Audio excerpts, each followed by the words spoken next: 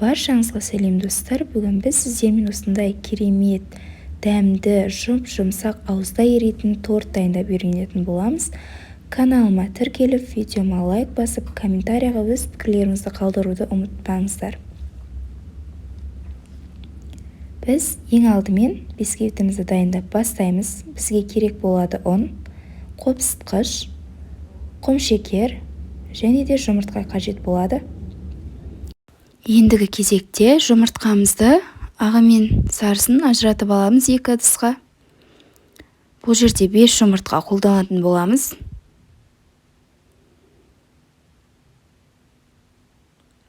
Осылай ажыратып алдық. Ендігі кезекте құмшекерімізді салып, 130-150 грамм құмшекерімізді екеуіне теңдей бөліп салып, миксердің көмегімен көпіртіп алатын боламыз.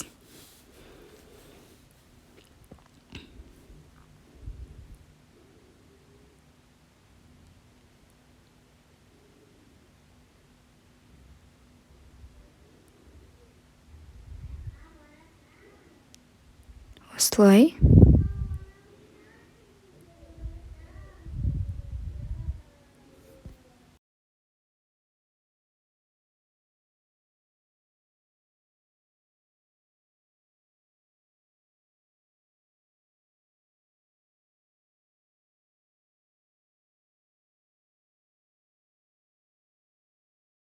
Мінекей, массамыз дайын. Қою әдем болып, осылай ыдыстан ағып кетпейтіндей болып, қоюланып шықты. Ендігі кезекте сарысын осылай тағы да көпіртіп алатын боламыз.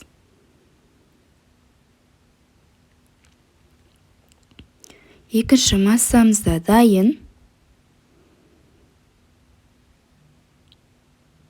Әдемі болып шықты. Ендігі кезекте екі массамызды осылай жаймен араластырып алатын боламыз.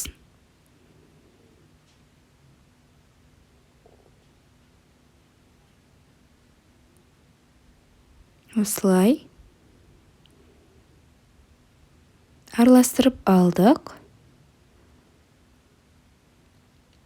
Ұнымызға қопсытқышымызды салып, онымен жақсылап араластырып аламыз.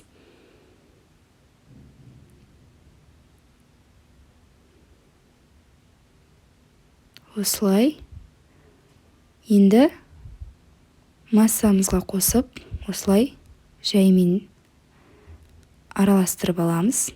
2-3 бөлікке бөліп қоссаңыздар болады. Осылай жақсылап араластырып, ішінде түйіршіктер қалмағанына көзімізді жеткізіп аламыз. Формамызға құйып, бетін осылай тегістеп алатын боламыз. Оған дейін печкамызды қосып, 180 градуста қыздырып қоятын боламыз.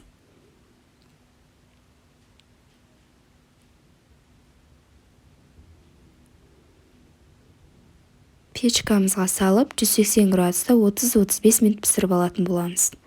Мінекей, әдемі болып пісіп шықты, дайын.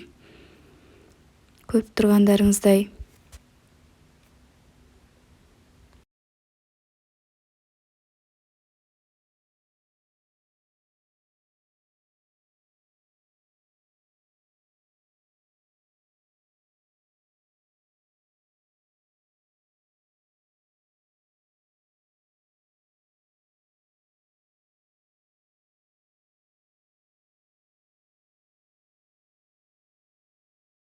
Көріп тұрғандарыңыздай көлемді әдемі бисквитіміз дайын болды. Кез келген креміңізге үйлесетін дәмді бисквит дайын. Ендігі кезекте бисквитімізді бөліктерге бөліп аламыз. Мен осындай 3 бөлікке бөліп дайындап алдым. Ендігі кезекте крем жасайтын боламыз. Ең алдымен таза ыдысымызға 500 грамм сүтімізді құямыз. Аздап ванилин саламыз. Жақсылап араластырып алып, газға қоятын боламыз. Сүтіміз жылығанға дейін. Осылай. Ендігі кезекте құмшекерімізге 40 грамм крахмалымызды қосып жақсылап араластырып аламыз. 180 грамм құм шекерге 40 грамм крахмал қосамыз. Осылай жақсылап түйіршіктерін кеткізіп араластырып аламыз. Бос ыдысымызға 2 жұмыртқамызды жарып алатын боламыз.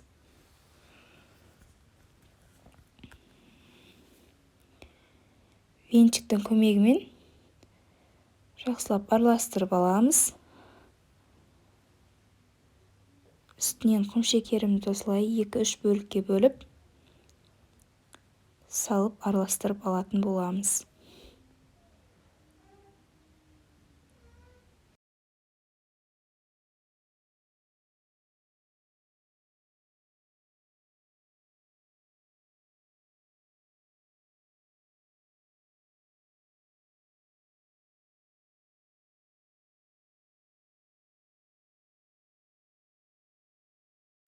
Сүтіміз дайын. Осылай буы шығып бастаған кезде осылай массамыздың үстінен құйып жақсылап араластырып алатын боламыз.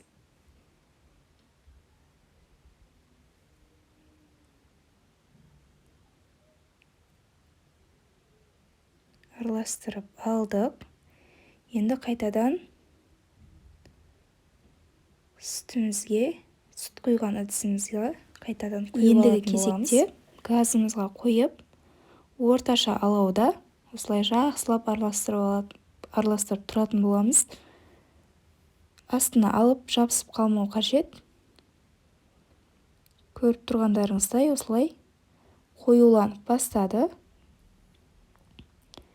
Мінекей әдемі болып шықты. Ыдысымызға алып аламыз. Бетіне стриж жауып 15-20 минутқа қалдыратын боламыз.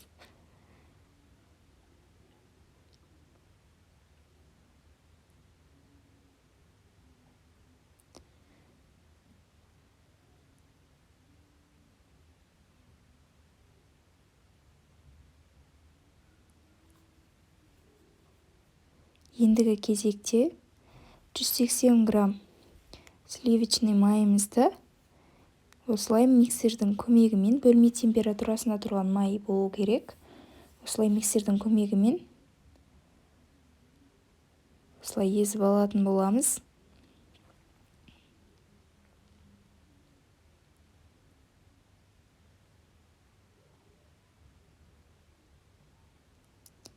Ендігі кезекте кремімізді осылай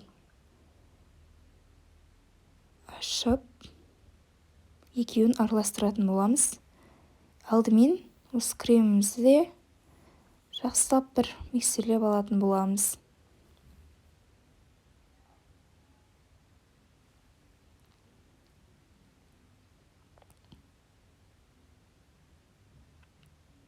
Майымызға осылай жаймен салып, миксерлеп алатын боламыз тағы да.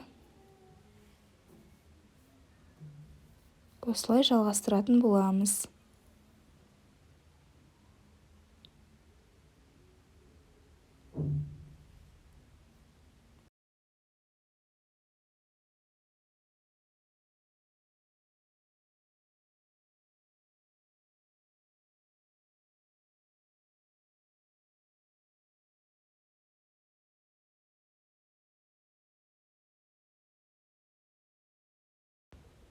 Креміміз дайын. Енді бағана бөліктерге бөліп алған бисквитімізді осылай ортасына жайлап сүріп шығатын боламыз, әдемілеп. Крем өте керемет болады. Кез келген бисквитті нәзік, жұмсақ ететін, керемет дәм беретін крем. Өте қолжетімді әрі дәмді. Ауызда ериді.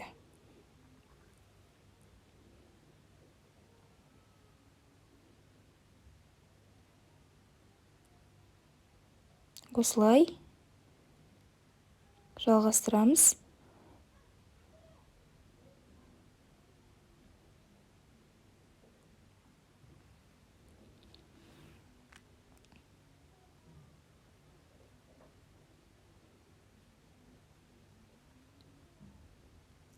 мінекей дайын.